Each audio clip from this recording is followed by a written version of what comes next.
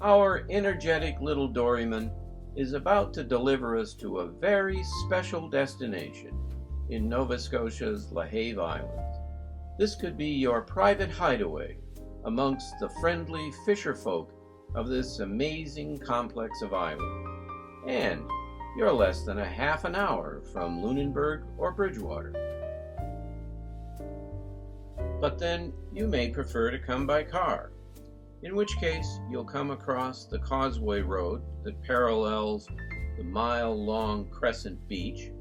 At the end of the beach, you'll cross the bridge onto Bush Island. Then you'll proceed a mile or so to the single-lane bridge connecting Bush and Bell Islands.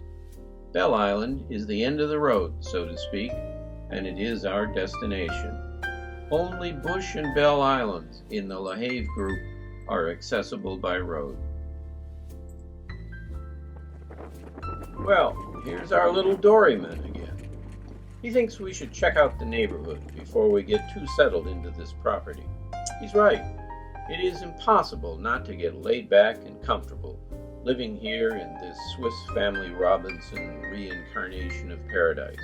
So we're going to shove off again and take a trip all the way around Bell Island. You'll see more of the islands, each with a distinct personality.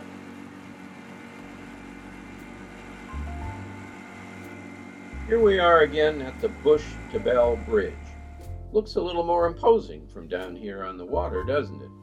Speaking of imposing, we're going to pass by a few pretty imposing summer homes on our tour. In fact, the LaHave Islands have been the summer haven for generations of come-from-away sojourners, keepers of the secret, as it were. The first keeper of the secret was Samuel de Champlain, who rested and recreated here in 1604, but had the good sense to keep it quiet, aside from putting the place on the map for the first time. As you can see, fishing is still the cultural and economic focal point of these islands. On the right, on the starboard, we're looking at Tumblin Island. In the days when the water was the highway, Tumblin was a more populated suburb, looking across the water at the wharves and the fish houses on the backside of Bell Island. Back on the starboard side, we have Wolf Island, where we will see a number of quintessential island homes and fish houses. Looming on the horizon is Cape LaHave Island, the mothership of the archipelago, size-wise at least, but totally uninhabited. And here is Wolf Gut, separating Wolf and Bell Islands. Coming up on the left is the public dock.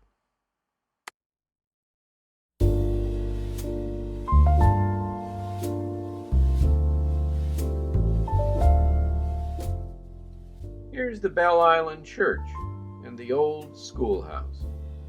Yes, the facility perched over the water's edge is what you think it is. Decommissioned, of course. To the starboard now, we have the traditional homesteads on Middle Island, one of the barrier islands, with its back to the full force of the broad Atlantic, and Little Cabbage Island. As with most of the LaHave Islands, Middle and Cabbage Islands have nice sand beaches. In the distance is Mosier Island, second largest in the archipelago.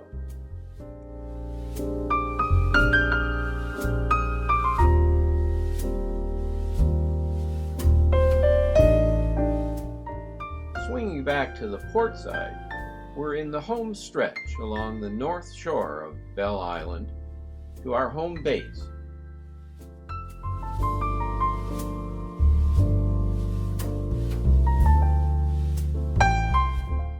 And here's our neighbor, another traditional homestead with a characterful fish house.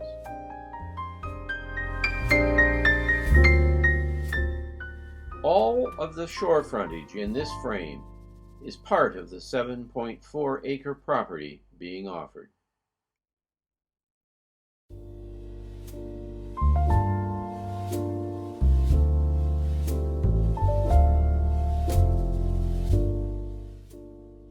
So, now you've seen the neighborhood.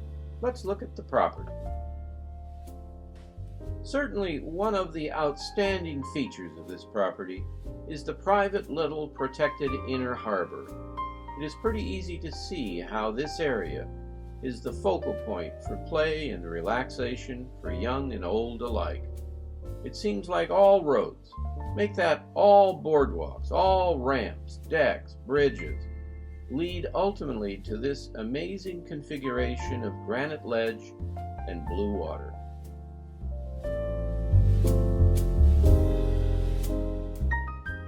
This goes way beyond being just picturesque.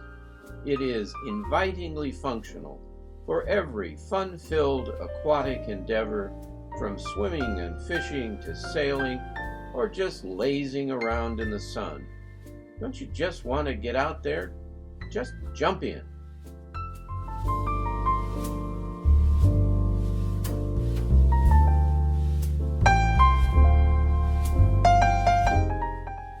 The first time I saw this home, almost 10 years ago, I was immediately reunited with childhood visions of Swiss Family Robinson. If this is being lost in an island paradise, then rescue me not. The whole edifice is creatively elevated over the rocks, sort of hanging out up among the trees. The layout doesn't miss a trick in the business of getting its occupants out into the fresh air. The decks totally surround the house. Whether it is shade or sun you want, you can chase it around the house all day long. And how about just laying out and stargazing on summer nights?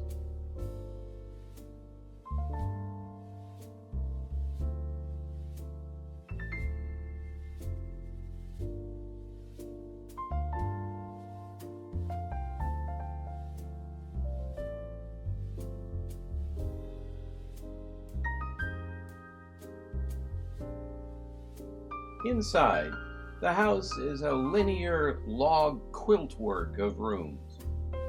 We enter via the kitchen dining area. This is a casual space for refueling between aquatic pleasures.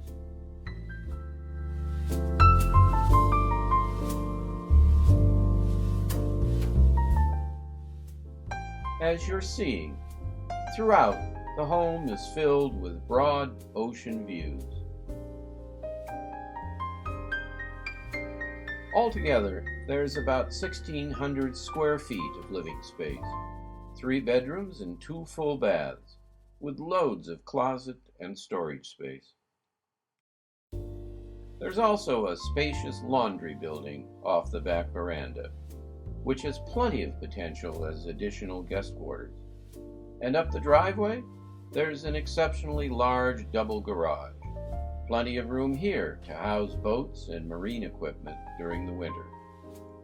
The property has a fully approved septic system and a drilled well with an endless supply of fresh water. Though primarily a summer home, the underside of the house is fully accessible for the kind of insulation that would make the place a cozy and efficient year-round home. Okay, summer beckons. Let's get back out there.